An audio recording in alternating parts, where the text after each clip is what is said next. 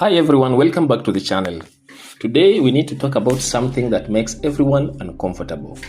Sexual violence is one of the most heinous crimes in our society, but there's another side to this story that we rarely discuss. What happens when the justice system meant to protect victims becomes a weapon to destroy innocent lives?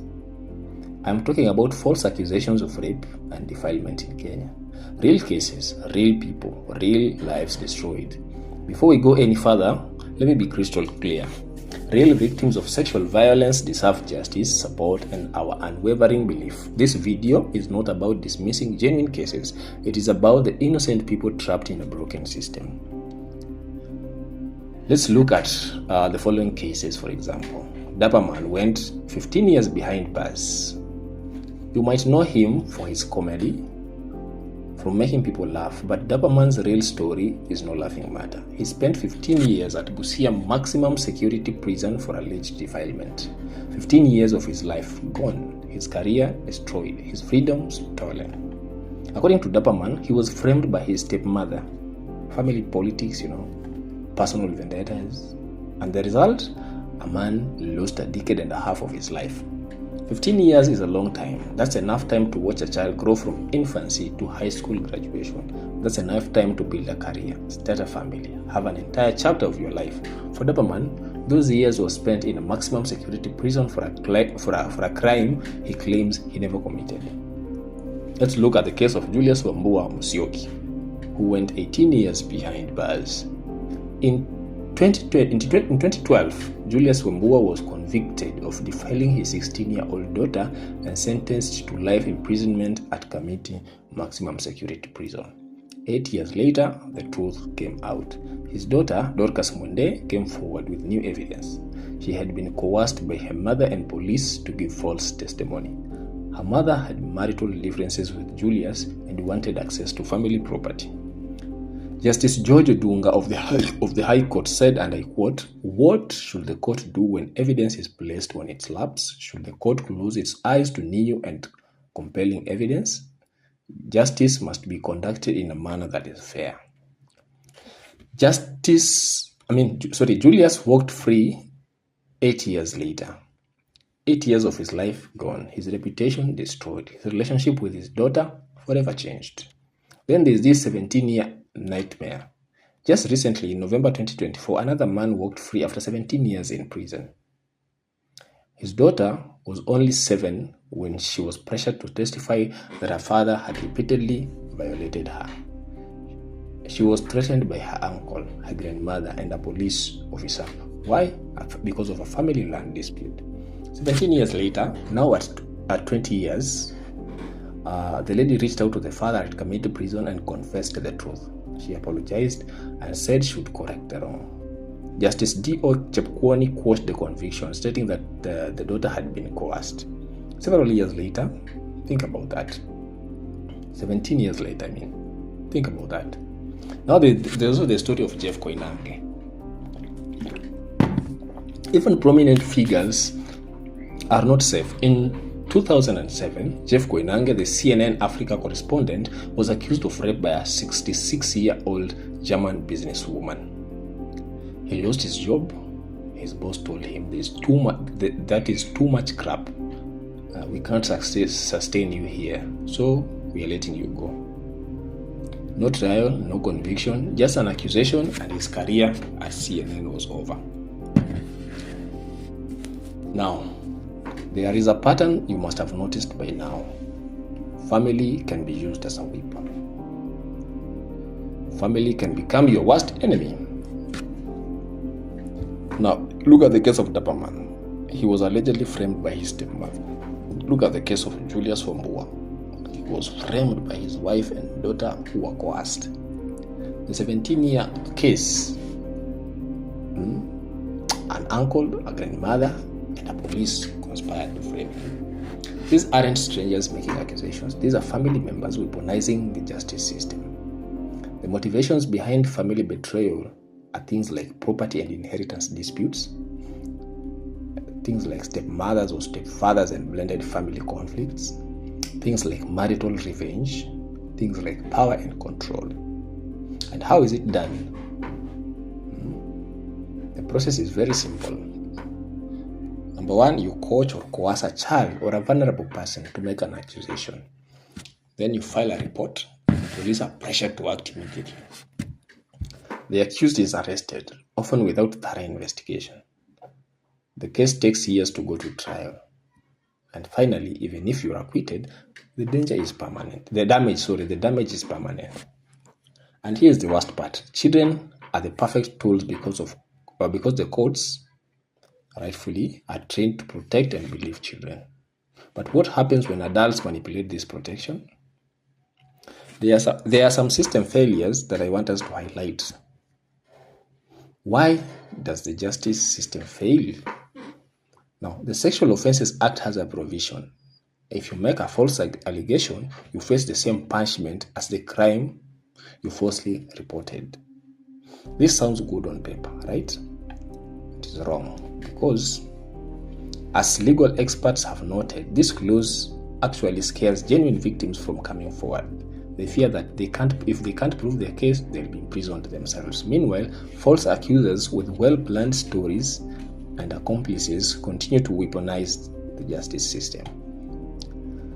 Now, these are the real problems. When you are accused of rape or defilement, the following happen. Number one, there's immediate arrest without investigation. Police are under pressure to act fast on sexual offenses. Arrest first, investigate later mentality. There's no time to verify stories or to check for inconsistencies. The other problem is corruption. You can bribe to file a case. You can bribe to make cases disappear. You can also bribe or collude with the police to falsely accuse someone. The third one is the years in remand, my friend. Where cases take 5, 10, 15 years to conclude. And you are guilty. It seems like you are guilty until you are proven innocent in practice. Your life is destroyed while you're waiting for your day in court. Imagine waiting for 15 years. That is your life being destroyed. Number 4, evidence can easily be manipulated. Children can be coerced to memorize false stories. Medical reports can be falsified. Witnesses who lie for family members are readily available. And number 5, there's no protection for the accused. When you are accused, your name is published immediately. There is community judgment even before trial. If you are arrested for alleged rape, the community assumes you are a rapist. Or for defilement, same case. And also the community believes that there is no smoke without fire. Now, let's look at the ripple effect. What happens when you're falsely accused? Day 1 to day 30, you are arrested, often very violently. You are paraded in front of the community. This one defiled a child, the whole community gathers to see who is this who defiled a child. You lose your job immediately. Your family is ostracized. Your name is in newspapers and social media. You are presumed guilty by everyone. Now, year 1 to year 5, you are sitting in remand waiting for trial. You can't support your family. Your children are growing up without you. You are labeled a rapist or a defiler. Every appeal for bail is denied because of the serious nature of these crimes. Now, year 5 to 15, for some people, you are still waiting for trial. You are watching life pass by through the prison bars. You are missing births, deaths, weddings, and graduations. Your accuser is living free while you rot in the cells. Assuming you are released or exonerated, as those of us who went to good schools say, the society still believes you are guilty. The society believes that you just got out on a technicality. You can't find work. Who wants to employ a rapist or a defiler? Relationships are destroyed beyond repair. Then there's psychological trauma. The years you lose also cannot be recovered. Now for Dappa Man, That was 15 years. For others, it's been 17 years. Some die in prison before the truth comes out. The real cost to victims is that every false accusation makes it harder for real victims to be believed. When cases like this come to light, people start saying, women lie about rape, children are coached, don't trust any accusation, Then real survivors face more skepticism. The cycle of injustice continues, now affecting everyone. Okay? So, what exactly do I suggest that should be changed? We need urgent reforms in the following. Number one, there should be thorough investigations before an arrest is made. By the time you're arresting somebody for defilement or rape, my friend, you should be sure 99% that this guy did it or this lady did it. I agree that sexual offenses need immediate response, yes, but arrests should not be automatic. Today, if a random girl decides to report you for rape or for defilement, you will be arrested automatically. Whether you did it or not, you will be arrested. Okay? Then interviews should be done separately. People should also check for coaching, and timelines should also be verified. Okay? Then look for motives. You need to ask yourself, why is this person reporting rape or defilement? Are they having property disputes? Are they having custody battles? Is it a bitter ex? Things like those. There also should be faster trials. 15 years waiting for justice is unacceptable. I'm also suggesting that we should have dedicated sexual offences courts. Fast track these cases, Bana. Don't waste people's lives behind bars. People who sometimes are very innocent. Because justice delayed is justice denied for both sides. Now, I'm also suggesting that there should be protection of the accused. If you are accused of these offenses, you should remain anonymous until convicted. Trial by media and social media should stop. Presumption of innocence must mean something. You should be presumed innocent until proven guilty. Fourth, there should be serious consequences for false accusers. Actually, enforce the existing law. Prosecute those who weaponize the system. Prosecute accomplices, like the uncles, the grandmother in the 17-year case. But protect genuine victims who simply couldn't prove their case. I also suggest that there should be independent review mechanisms, third-party verification of evidence, psychological evaluation to detect coaching, red flags for family disputes and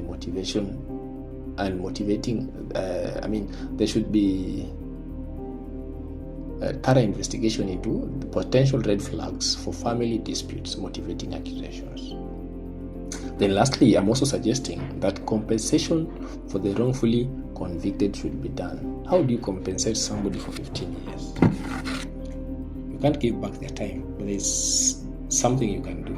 Maybe financial restitution, okay? Support for integration into society. These people who are actually eventually exonerated should be supported or integrated into the society. Now, what can we do?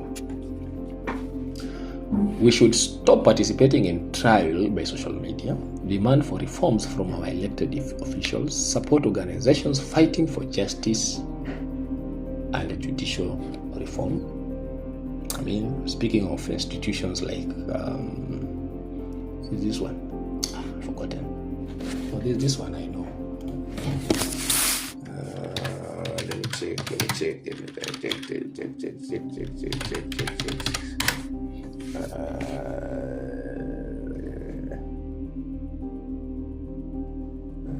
like justice defenders. Yes, it's called justice defenders. It's called justice defenders. Yes. What else? I think we should also remember that people are innocent until proven guilty, and that is not just a slogan.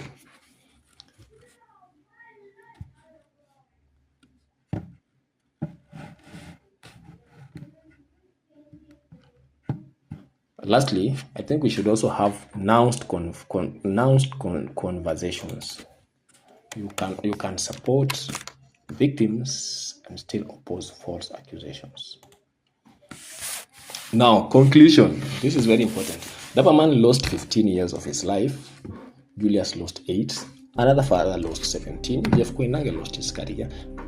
How many more people are sitting in Kenyan prisons right now, falsely accused? How many people are rotting in Kamiti, Busia, Shimolatewa, while their accusers are walking freely? And here is the question nobody wants to ask. How many people have died in prison, innocent, before the truth could set them free?